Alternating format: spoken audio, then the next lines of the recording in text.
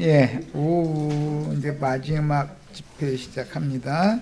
11페이지 하단할 차례죠. 예, 고린도전서 11장 12절 13절로 인용이 됐는데 그게 오타고 12장 12절로 13절이에요. 다 고쳐놓으세요. 야, 또 잔을 가지사 감사기도 하시고, 이것은 예수님이 제자들과 별식 분배를 하실 때 먼저 떡을 쪼개서 주시고 그 다음에는 이제 잔에 축사를 하신 잔을 이렇게 돌려 마시게 해주신 내용이에요. 이 잔은 주님이 흘리실 피를 상징하는 포도주를 담은 감사의 잔이었으니, 주님이 먼저 이 잔이라는 것은 육신의 몸이 죽임당하는 것을 상징하는 거예요. 독배를 마신다 이런 말 들어보셨죠? 독배, 죽음의 잔을 마시는 거. 마지막 형장이 이슬로 사라질 때 그때 그 사람이 뭐 독배를 마셨다, 죽음의 잔을 마셨다 이렇게 말하죠. 이것은 예수님이 앞서서 그 독배의 잔을 마셨기 때문에 제자들이 이것을 나눠 먹어야 된다는 것은 너희와 나는 길동무다, 지금 그 말이죠. 실제로는 자, 주님이 먼저 저주의 잔을 감사하며 마신 후에 제자들에게 돌려주신 것은 사도들이 주님의 길을 따라서 자신의 생명을 관제로, 구약성경엔 전제라고 되어 있는데 신약성경엔 관제라고 되어 있죠. 이것은 화목제사를 드리는 화목제물 위에 포도주, 맑은 포도주 한 잔을 이렇게 따라서 부어드리는 제사를 전제제사라고 그래요. 이것은 주님과 화목된 사람은 주님 앞에 은혜가 너무 크니까 자신의 남은 생애를, 자신의 생명을 하나님의 것으로 부어드린다는 걸 상징하는 제사예요. 제사법을 가끔 내가 설명을 하면 빨리빨리 알아들으셔야 돼. 관제로 부어드린 증인, 순교자들의 반열로 받아주셨다라는 것을 의미하는 말이고, 주님께서 앞서서 기념제물로 먼저 음미하시고 제자들에게 주시는 거니까 주님이 마신 잔에 우리도 함께 참여를 한다는 것이 무슨 의미인지 아시겠죠? 이제 이건 독배의 잔을 마신다. 그러니까 당연히 이 잔을 마시면 순교자가 되게 마련이라는 거예요. 남은 생애를 주님을 위해서 드리는 거예요. 그렇게 드림으로 충성맹세를 하는 것을 상징한다. 이것도 셈족의 동맹을 맺는 언약체결법에서 나오는 제사법에서 연유되는 말이기 때문에 양 부족이 동맹을 맺을 때는 제물의 피를 섞은 포도주를 족장이 먼저 이렇게 기념제물로 음복을 한 다음에, 음미한다 그러죠. 음복을 하면 그 다음에 빙 돌려주는 거예요. 그러면 같이 핏잔을 나눠서 마시는 거예요. 그거 보고 피로 맺은 언약이다. 그러니까 피로 맺는다는 건 실제로는 혼인을 해야 피로 맺어지죠. 그래서 양 부족이 이제 혼인을 하면은 이제는 절대로 양 부족을 서로가 침략해서 뭐 이렇게 강탈하거나 이런 건 있을 수가 없는 거예요. 화목한 관계로 지내야죠. 그 대신 제3의 어떤 부족이 두 부족 중에 어떤 부족을 쳤다 그러면은 두 부족이 합쳐서 제3의 부족을 물리쳐야 되는 거예요. 그것은 의문지 그런 거 보고 이제 자동 전쟁에 개입되는 거 이런 거 보고, 그런 윤리에 따라서 세상 나라에서도 동맹 방위 조약이라는 것을 맺죠. 동맹국끼리. 미국과 우리는 한미 방위 조약이라는 걸 체결하고 있죠. 일본과는 미일 방위 조약이 체결되어 있고, 북한은 중국과 조중, 거기는 이제 조중 그 동맹 조약이 체결되어 있죠. 그리고 옛날엔 소련이었는데 지금 러시아와 그걸 승계를 했으니까 조로 간의 또 이 동맹이 체결이 되어 있어요. 그래서 전쟁을 함부로 할 수 없는 거예요. 왜냐하면 강대국이 뒤에 받치고 있기 때문에 자동 개입이 되니까 이제 세계 대전이 안 될 수가 없는 거죠. 우리는 손바닥만 하지만 그러니까 함부로 어디도 함부로 못 하는 거예요. 양쪽에 팽팽하게 줄다리기 하는 거예요. 자, 불에 구운 화목제 제육을 나누어 먹고 피가 섞인 잔을 돌려 마시며 맹약한 사도들은 주의 증인들이므로 주님이 참 나시린의 본으로 앞서가신 길을 따라서 진리의 증언을 위해 순교할 것임을 의미하는 감사제의 전제로 드리는 본문을, 감사제라는 것은 주님께서 먼저 우리 모든 죄과를 갚기 위해서 당신 자신의 몸을 찢고 당신의 몸에서 흘린 피와 물을 다 쏟아서 우리를 그 값을 주고 사서 원주인 조물주 아버지 말씀께로 말씀의 것이 소유가 되게 하는 그런 제사를 드렸기 때문에 이 구속이라고 그러는데, 이 은혜가 너무 감격하고 크면 주님 앞에 나도 모르게 감사하는 기도를 하면서 서원을 하게 돼 있죠. 주님께서 나 같은 죄인을 이렇게 큰 은혜를 베푸셨는데 내가 남은 생에는 주님을 위해서 나도 이제 뭔가 하고 싶다, 헌신하고 싶다, 이러면 주님이 그의 서원제를 받으시는데, 받으실 때 실제 드리는 것은 감사제로 드리는 거다. 그 감사제로 드리는 실제는 화목제물 위에다가 전제의 독주를 한 잔을 이렇게 따라 드리는 건데, 그것은 나의 남은 생에는 내 생명을 주님을 위해서 부어드리겠습니다, 이렇게 약주를 하는 거예요. 주님과 이런 약주를 맺으면 서원을 한번 하면 반드시 지켜야죠. 그 정도는, 서원이라는 건 반드시 지켜야 된다는 것 정도는 다 아실 거예요. 자, 그 다음에 감사 기도를 이제 하셨는데, 이걸 유카리스테사스라고 하는 이 헬라어의 용법을 라틴어화할 때 유카리스트라고 이렇게 해서, 라틴어의 의미는 성찬이라는 개념이에요. 이게 서원을 감사제로 드리는 문제와 성찬의 문제는 전혀 개념이 다른 거죠. 기독교계가 모여가지고 성만찬식 한다고 거기에 참여를 하면 돼요, 안 돼요? 안 돼요. 하나님의 복음을 완전히 와전시키는 거예요. 그런 짓 하라는 게 아니에요. 이것은 주님께서 나 같은 죄인을 당신 자신의 피값으로 사셔서 원 조물주이신 하나님 아버지 말씀의 것이 되게 하셨으니, 이 은혜가 너무나 크다고, 내가 이 은혜를 생각하면 내가 주님 앞에 너무 감사하니까 주님을 위해서 나의 남은 생애 동안은 주님 앞에서 헌신하는 삶을 살고 싶다고 이렇게 서원을 하면, 그 서원한 사람의 영혼을 주님이 받으시기 때문에 주님 앞에 그런 감사의 서원을 드린 사람은 전제를 드리게 돼 있다는 거예요. 전제를 드린 실제는 그의 남은 생애, 자신의 생명을 주님을 위해서, 주님 나라를 위해서, 주님의 영광을 위해서 부어드리는 거예요. 이제 그것을, 그런 제사를 나시린의 법을 실현한다, 이렇게 말하죠. 나시린은 그래서 포도에서 난 것을 평상시에 입에 대지 않다가 나시린 그 서원의 날이 다 찼을 때는 포도주를 마지막으로 부어 드리는 거예요. 해가지고 이제 서원을 갚는 거죠. 그 일은 여러 번 내가 이제 인용을 했는데, 야곱이 바단 아람으로 자기 외가댁이죠, 어머니의 친정댁으로 이제 아버지 어머니가 보내가지고 거기를 가는데 정처없는 인생길을 지금 떠나는 거잖아요. 그런데 이제 길을 모르니까 그때 당시 길잡이는 어머니의 유모, 리브가의 유모가 이제 리브가의 친정 동네에서 이사간데 시집 올 때 같이 따라왔으니까, 여종으로 따라왔었으니까 그 리브가의 유모를 딸려 보냈잖아요. 왜냐하면 그 유모는 거기 이제 그 리브가 친정 동네 길을 아니까.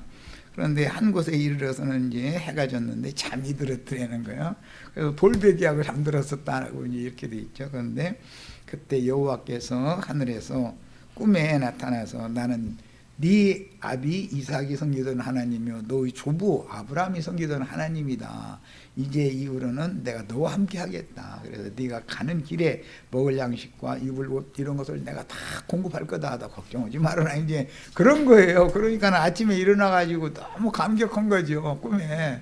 그래서 자기가 돌베개하고 했던 그 돌에다가 기름을 부어서 이렇게 그 돌을 세웠는데 그 이름을 베델이라고 그랬다. 그래 이제 그것이 반석이신 구속을 이루신 그리스도의 터에 주님의 교회 성전이 세워질 것에 대한 모형이었던 것이죠.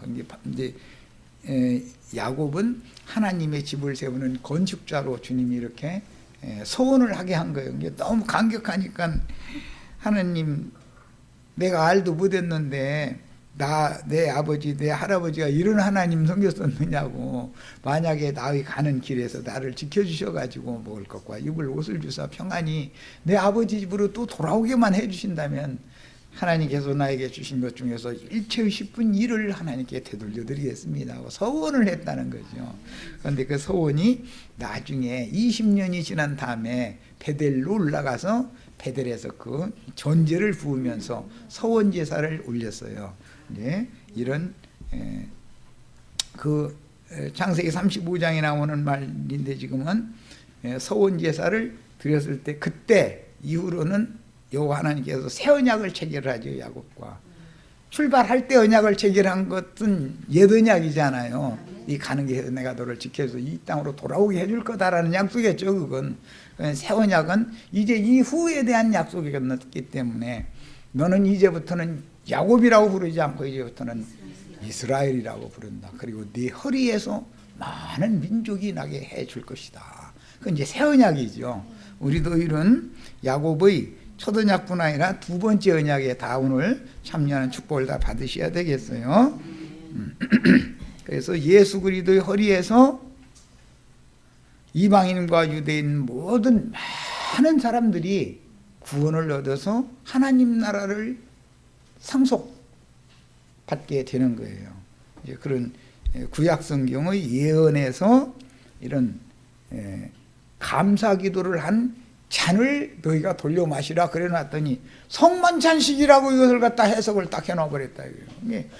성경에 대해서 무지하면 엉뚱한 짓 하는 거죠. 그러면서 그거 안 하면 이단이라고 그러죠. 그거 하면 이단이에요. 그 짓을 해야 이단이에요. 그 짓을 안 해야 이단이에요. 그런 짓을 하는 건 완전 이단자들이나 하는 짓거리죠. 언제는 십자가 세워놓으면 이단이라더니 예 그래요. 하고 싶으면 또 세워놓고 뭐. 우리는 예배당이 없으니까 무덤인가 자기 집이다라고도 세워놔. 그럼 그게 원이면 어떤 사람은 십자가가 없으면 기도가 안 된다는 사람도 있어. 그런 사람들은 봤어요 실제로. 난 십자가 그거 보면은 이상한 생각 들어서 기도가 안 나오던데.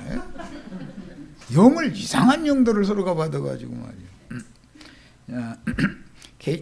로마교뿐 아니라 이제 개신교까지도 그런 이상한 하나님의 말씀을 완전히 변질시켜버리는 그런 종교의식에 사로잡혔는데 우리는 이런 데서 구원받아야 되겠다.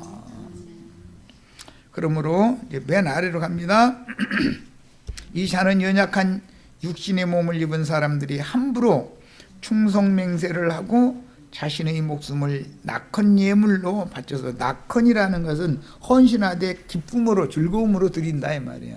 자기 생애를, 인생을 이제 주님께 기쁨으로 드리는 거예요.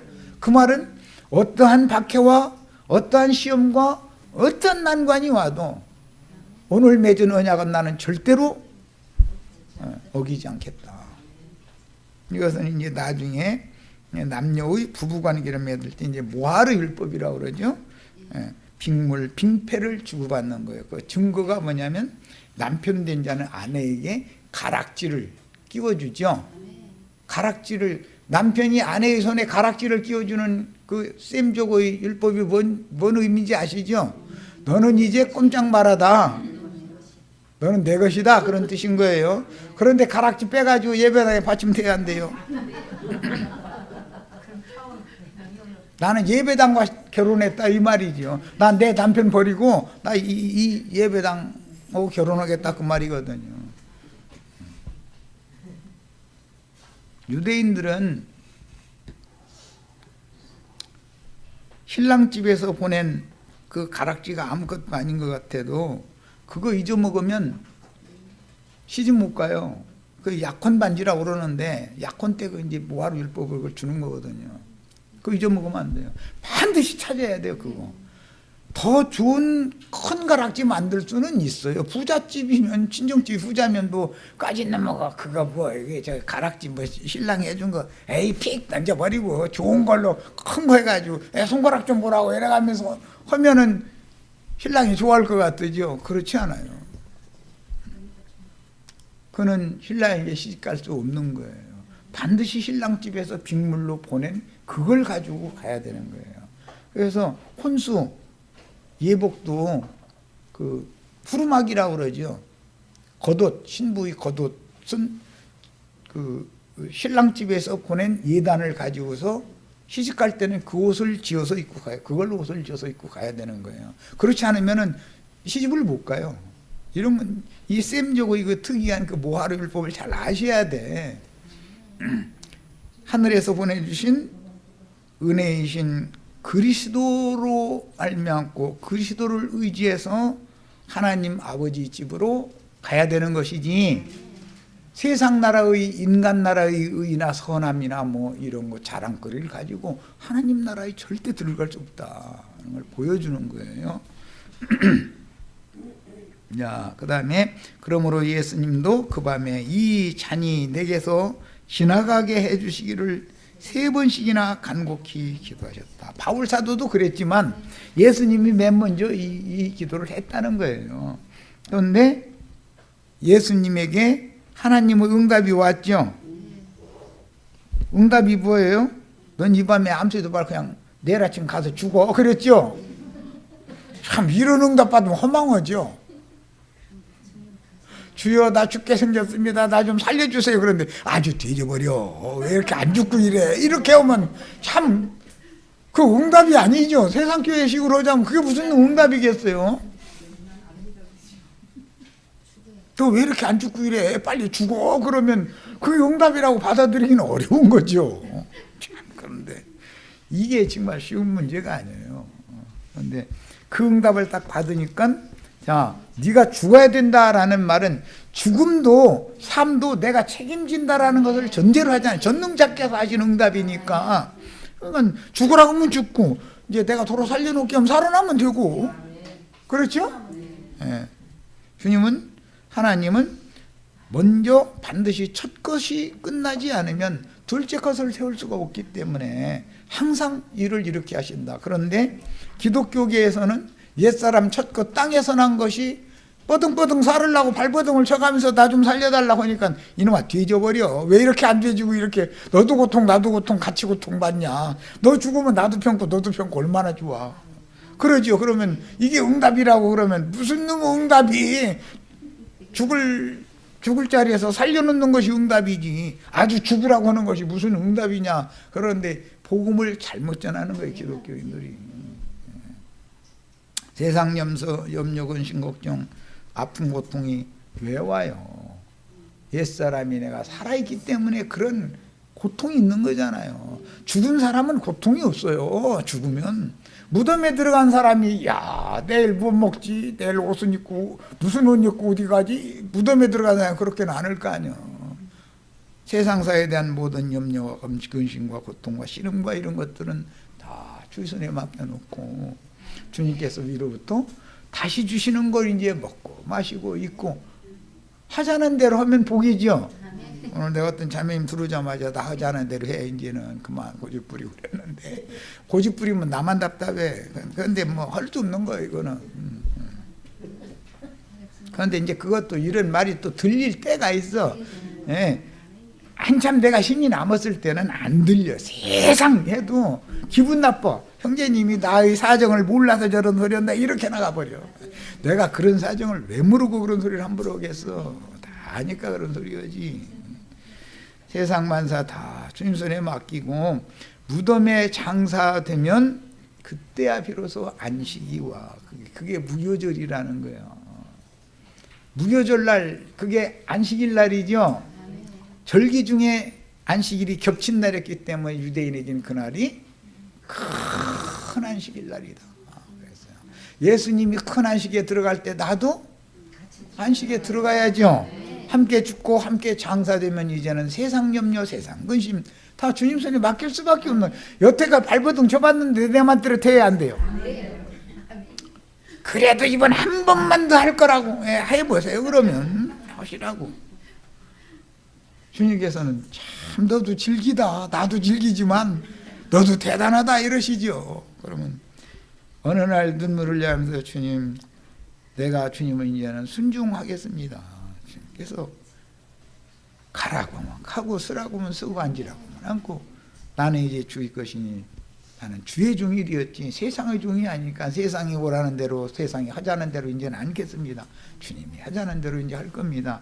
그러면은 진작에 그러지 놈아 무슨 너무 센 고집을 부려가지고 너만 고생한 것 같지 내가 너 때문에 얼마나 고생했는지 알아 이래. 그러면 무슨 놈 응답이 이런 것이 응답이야 말이야. 기도에 축복이만 와가지고 막 돈 집도 사고 막 20평짜리 살다가 50평으로 가고 막 이래야 되잖아. 근데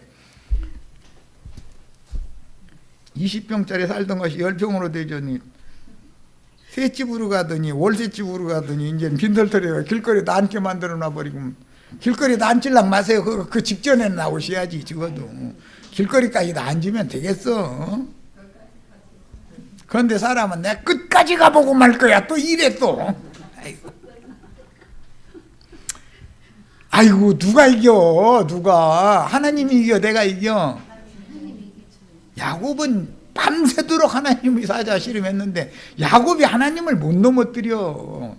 하나님이 허다허다 얼마나 안 되면 밤새도록 실경을 하다가 안 되니까 새벽에 야 날 되려고요 나 이제 그만 놔줘 갈 거야. 그러니까 안 된대. 막 축복해달래. 나한테 축복해주고 가야지 그냥 가면 안 된다고. 그러니까 알았어 내 복 좀 하더니 뭐 했다겠어요? 환도뼈를 갖다 후려치니까는 쩔룩쩔뚝해 가면서 이제 절름발이 되니까 그게 복 받은 거였더니 아니 무슨 놈의 복이 그런 놈의 복이야. 그런데 우리도 다 이런 것이 하늘이 내리는 복이 뭔가를 알아야 돼. 예배당 다니면 복이 아니라 저주가 임하지. 말귀를 못 알아들어 그 생각이 이제. 허다하다 안 되는 놈은 환도뼈를 쳐버리면 펄썩 주저앉고 나서 그 다음엔 지팡이 막 이제서 막 이러고 이렇게 하게 돼 있어.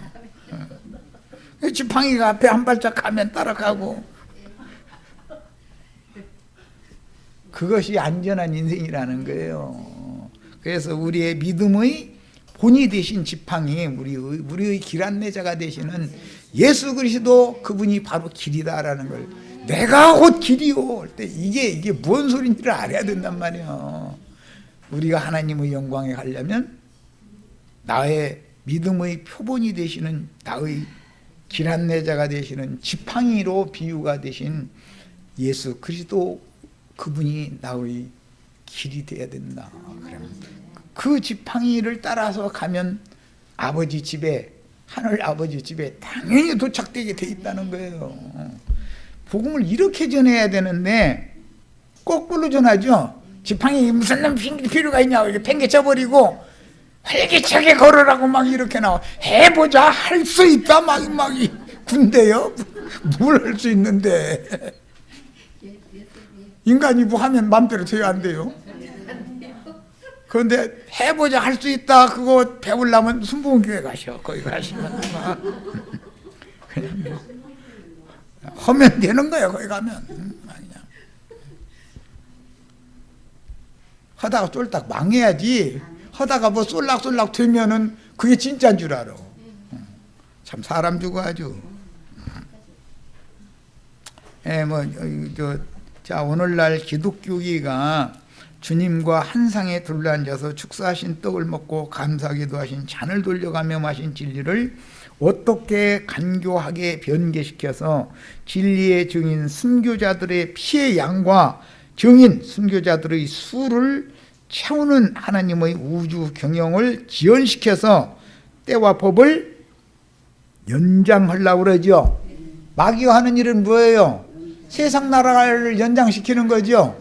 주님은 때와 기한을 정해두시고 세상 나라를 주와 그 그리스도의 나라로 바꾸는 경영을 하신다. 우리는 바로 코앞에 한 시대가 전환되는 지점이 우리 코앞에 닥쳐와 있는 걸 꼭 믿으셔야 되겠어요. 또 이 얘기하면 또 김은혁 씨가 또 좋아하게 생겼네. 그러면 그렇지 해가면서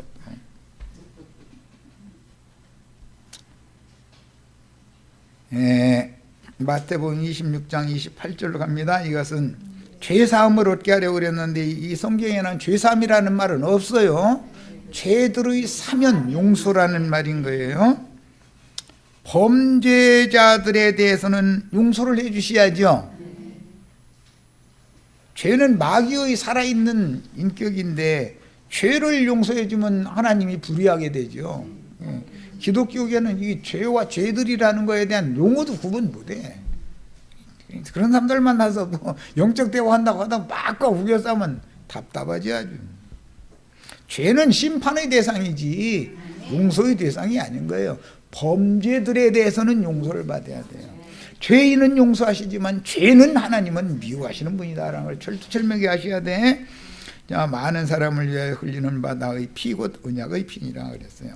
주님이 감사 기도로 소원의 맹세를 올린 잔을 지지자들에게 주어 너희끼리 다 나누라고 명하시어 소원, 낙헌, 감사제의 전제를 즉 관제를 부어드린 잔을 돌려가며 마시어. 이 잔은 죽음의 잔이죠. 세상에서 잘 되는 잔이 아니에요. 피로 맹세한 제자들이 주님과 주님의 나라를 위해서 죽도록 충성하겠다는 맹세의 언약을 체결하여 타락한 12지파 지도자들에게서 그 나라의 권세를 빼앗아 유대교 랍비들은 이 밤에 그 권세를 하나님 나라의 권세를 빼앗기죠. 똑같은 시간인데 똑같이 6월절 지금 지키고 있잖아요. 예수님은 마가 요한의 어머니 마리아 자매의 다락방에서 지자들과 모여서 지금 이 새 언약을 체결하고 있는데 첫 언약 백성들, 옛 언약 백성들은 예루살렘 성전에 수백만 명이 모여가지고 지금 양 잡고 불태우고 난리들이죠. 쓴나물 나눠주느라고 난리들이고. 그럼 또 마태복음 12장 봐 거기 보면 이것도 행하고 저것도 행하라고 했다고 하면서 근체라는 말이 나물이란 말이에요. 쓴나물. 성전의 절기제 때는 근체가 필요한 거예요. 그래서 잘 말린 채소를 쓴나물을 쓴박이에요. 실제는 쓴나물을 11조로 갖다 바쳤던 거예요. 잘 말린 근체 쓴나물 언제 먹으려고 그래요? 6월절에는 반드시 불에 구운 양고기와 무교병과 쓴나물을 먹여야죠. 그래서 근체를 갖다 바치라고 했더니 아니 그거 돈 갖다 바치라고 했다고 이러고 앉았어. 사람 주고 아주. 그 사람들이 지금 11조 제물이 뭔지를 안다는 거예요? 모른다는 거예요?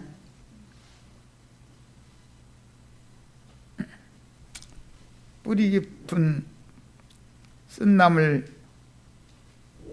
채취에다가 바짝 말려가지고 좋은 쓴나물 갖다가 하나님 앞에 드리는 것은 내가 아는 인생의 쓴맛을 좀 봐야 된다 그 말이죠. 11조 바친다는 건 뭐라고요?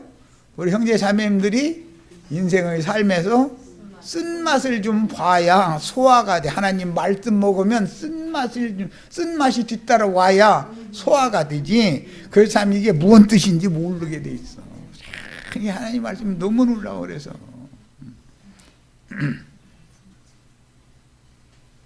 예, 그런 것을 그게 11조를 드린다라는 의미인데 이렇게 가르치면은 돈 빳빳하게 데려다가서 새 돈으로 갖다 예배당에 다 돈 갖다 바쳐야 된다고 이런 사람한테 이걸 어떻게 하겠어? 그럼 하다하다 안 되면 어떻게 해야 돼요? 그러다 죽어. 죽는 날까지 그러다 뒤져버려. 다른 방법 없어. 알았어. 하다가 뒤져. 이러는 수밖에 없는 거죠. 설명이 안 되는데 이게 어떻게 할 거예요? 복음을 전혀 깨닫지 못하고 있다 지금 기독교가. 그 다음에 주님의 성령을 참된 음료로 나누어 마시는 신앙 공동체를 세우기 위해서 충성스러운 종으로 남은 일생을 기꺼이 헌신하는 낙헌 제물이 되어 소원을 갚아야 하며 때가 이르면 순교하도록 인도해 주심에 대해서 감사제의 전제 관제를 부어드리며, 야고보의 체험 아까 말씀드렸어요. 그동안 20년 세월이 인생의 쓴맛을 맛보고 돌아온 세월이었죠. 그래서 내가 섬기는 하나님, 나의 아비 이삭이 섬기던 하나님, 나의 조부 아브라함이 섬기던 하나님, 여호와여 이 아이들을 복 주시옵소서. 요셉이 난 두 아이를 축복할 때 그랬죠. 또 요셉이 애굽의 왕에게 인도를 하니까 왕이 인사를 받는데, 아니 대뜸 가서 왕 머리에다 올려놓고 애굽 왕 머리에다 손 올려놓고선 감히 어디 말이야, 얻어먹으러 온 주제에 지금 가나안 땅 굶어 죽게 생겨서 여기 바로한테 얻어먹으러 왔잖아. 아니 느닷없이 인사시키니까 안 가서 손 올려놓고 그야말로 안수기도 축복을 하니까 왕이 얼마나 황당했겠어. 그러니까 또 나이가 몇이오? 이래 되는 거요. 황당한 얘기죠. 그러니까 내 아비와 내 조부의 인생에 비하면 내가 비록 짧은 인생을 살았지만 내가 험악한 세월을 보내었나이다. 그러니까 고개가 끄덕끄덕해지더라는 거예요. 그러니까 야곱이 섬기던 하나님, 이삭이 섬기던 하나님, 야곱이 섬기던 하나님은 세상 권세자도 그의 손아래에 다 놓을 수 있게끔 그렇게 높여진 사람이 되었다는 거예요. 실제는 쭈그렁 방탱이 돼가지고 다 죽게 생겨가지고서 지금 얻어먹으러 와서 겉사람으로 보자면, 외모로 보자면. 그런데 바로왕을 누가 축복을 해요? 야곱이 아니라 이스라엘이 바로를 축복을 해요.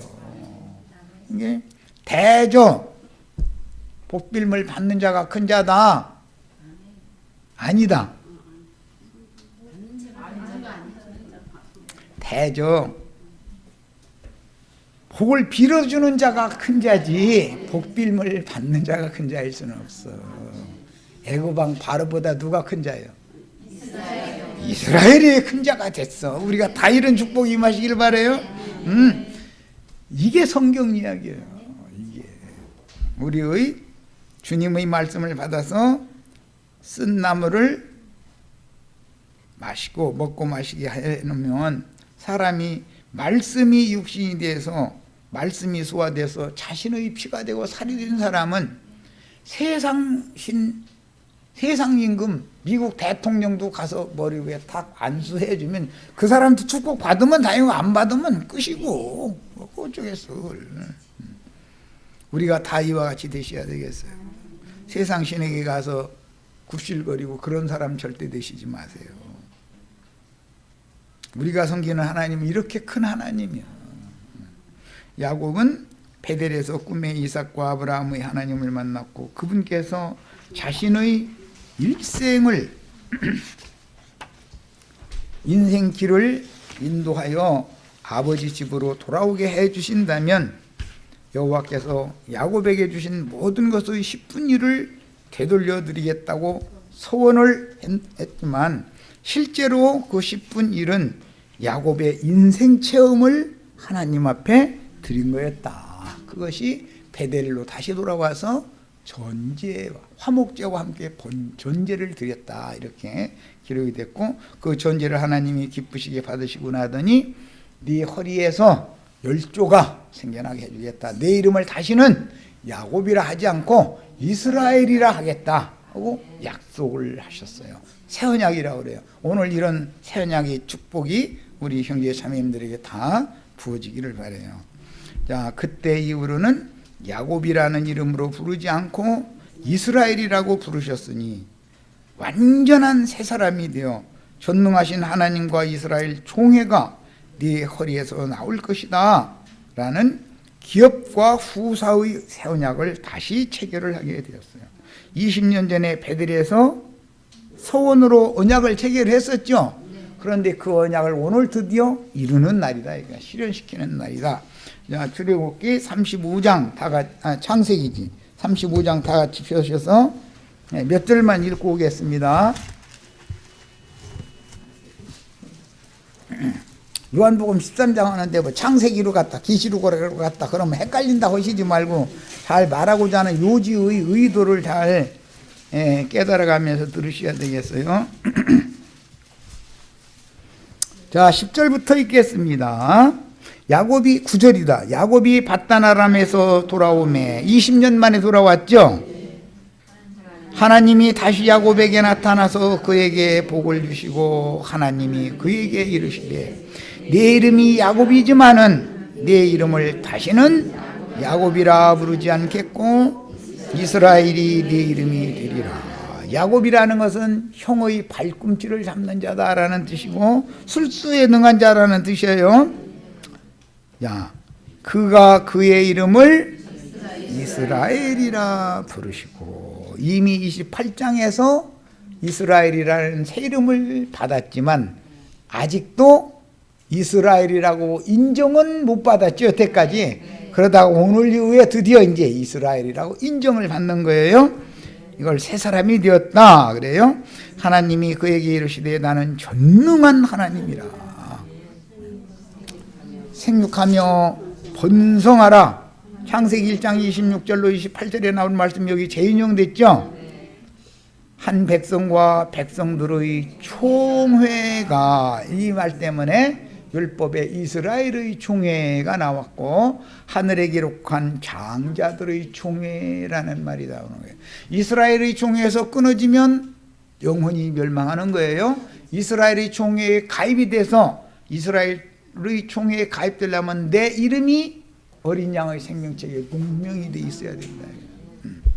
오늘 우리 형제 자매님들에게도 새 이름을 하나님께서 어린 양의 생명책에 형제 자매님들 너는 이스라엘이라 라고 이름을 기록해 주시는 축복이 임하길 바라요.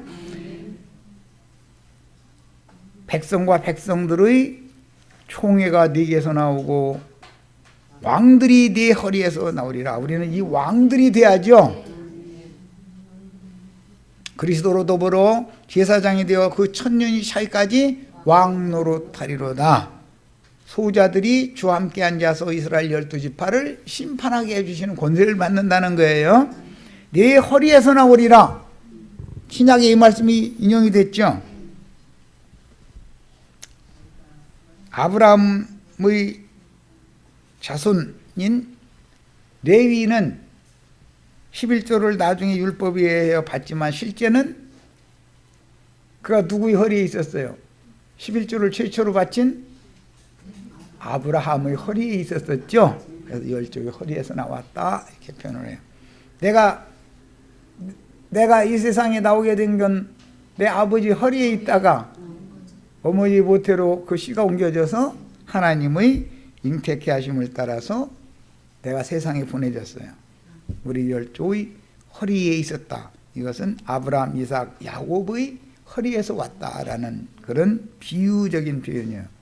자, 내가 아브라함과 이삭에게 준 땅을 네게 주고 내가 네 후손에게도 그 땅을 주리라. 이게 기업의 약속이죠. 젖과 꿀이 흐르는 가나안 땅을 유업으로 받는 약속이. 이것은 신약에서는 새 하늘과 새 땅을 우리의 유업으로 받는 거예요. 자, 실제적으로는 세상이 새롭게 된 새 땅에는 메시아의 왕국이 회복된 이스라엘 12지파를 통해서 실현될 건데 그게 우리의 기업이 되는 거예요. 그러면 우리는 그들을 위해서 장막, 더 크고 온전한 하늘의 참장막을 쳐주러 주님이 우리와 함께 오시는 거예요. 그게 재림이죠. 야곱 족속이 가나안 땅에서 애굽으로 내려오는 게 재림이잖아요. 비유잖아요. 하나님이 그와 말씀하시던 곳에서 그를 떠나 올라가시는지라. 야곱이 줄쳐놓습니다. 하나님이 자기와 말씀하시던 곳에 기둥 곧 돌기둥을 세우고 20년 전에 베델 이 자리에 세웠던 자리죠. 그곳에 다시 세웠어요. 그 위에 전제물을 붓고, 그래서 신약은 전제물을 뭐라고요? 관제란 말이에요. 관제물을 붓고 또 그 위에 기름을 붓고 하나님이 자기와 말씀하시던 곳의 이름을 베델이라 불렀더라. 하나님의 집은 여기에 세워지는 거예요. 자, 이제 자료 다시 돌아갑니다. 야곱이 약속대로 11조로 되돌려 드린 것은 자신의 12아들들이다. 실제로는 하나님이 20년 동안에 야곱에게 주신 것은 육신의 음식을 준 것이 목적이 아니죠. 내 아내와 12아들들과 딸 하나를 주신 것이 가장 귀한 것이죠. 네. 가장 귀한 것부터 드려야 되잖아요. 20년 동안 먹고 마신 것을 되갚는다 그러면은 먹은 거 개원해 놓겠어? 어쩌겠어? 입은 옷을 갖다가 도로 벗어서 땀내 나는 거 갖다가 하나님 시단에 바치겠어? 그 말이 아니지 않냐 이 말이야. 자, 한 가장의 몸은 그리스도고, 그다음에 먹고 마시죠. 남편과 아내는 먹을 양식을 줬다. 이제 비유예요. 상징이죠. 그다음에 입을 옷을 주셨다. 자녀들은 옷으로 이렇게 상징을 해놓은 거예요. 그러니까 20년 동안 하나님께서 생육 번성하게 하시기 위해서 야곱이 비단 험악한 세월을 경험을 하게 했지만 그동안에 하늘이 주신 너무 귀한 것들이 있는 거예요. 그것을 지금 베델에서 드리면 이제 야곱을 통해서 야곱 가족이 누구의 것이 된다? 하나님의 것이 된다. 이해되셨죠? 이것 보고 제사장 직분이다 그래요. 제사장 직분이라는 것은 원주인에게 값을 주고 사가지고 원주인의 것으로 되돌려 놓는 거. 뭐 구속이다, 속량이다 이렇게 말하는 용어가 나오는데 그런 뜻인 거예요. 이게 구속사에 대해서 잘 이해를 하셔야 돼. 다 예수님이 구속자로 오셨고 사도들이 또 보냄을 받아서 주님의 일을 이어서 하는 거예요. 오늘 우리도 이 일을 이어서 할 사명이 주어졌어요. 지금 이것은 누구에게만? 별식인 떡과 잔을 주님과 함께 먹고 마신 사람에게만 이런 사명이 맡겨진다. 이제 장사 잘하시면 돼요. 많이 맡으려고 하지 말고 내 분량은 그렇게 다섯 달란트는 나는 얼추당토 하니까 그냥 한 문화만 주셔도 나는 한 문화 가지고 10문화 만들어 놓는 그런 작은 것에 네가 충성을 했으니까 그 나라가 임했을 때는 되게 많은 것으로 되게 맡기고 그 즐거움에 참여하게 해준다. 이게 상이죠. 이런 축복이 다 임하시기를 바라요. 그러니까 작은 것 받아가지고 큰 충성을 하셔야 되겠어. 많은 거, 큰 것 받아가지고서 해찰하면 안 돼. 그건 하면 안 되죠. 뭐 이런 얘기는 초등학생도 하는 얘기지. 그런데 목사님들은 그걸 몰라. 신학 박사님이라는데 나 이거 정말 사람 죽어. 말 들을 기가 없어도 나 그 정도로 나 답답한 사람들 처음 봐. 하여튼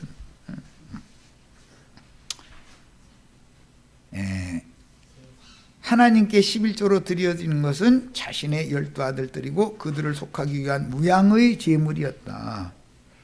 실제로 드리는 건 12아들들이죠. 그 12아들들을 드리기 위해서 우양을 잡아서 드린 것이지 사람을 잡아 죽일 수는 없잖아. 대속물로 드린 것이지. 야곱에게 네 아내를 통해서 12아들들을 주셨고 이스라엘이 된 야곱은 12아들들을 여호와의 것으로 선별하여 드리기 위하여. 이것이 11조 드린 거죠. 10분 1 드리겠다라는 말은 뭐라고요? 자기에게 주신 12아들들을 바친 거예요.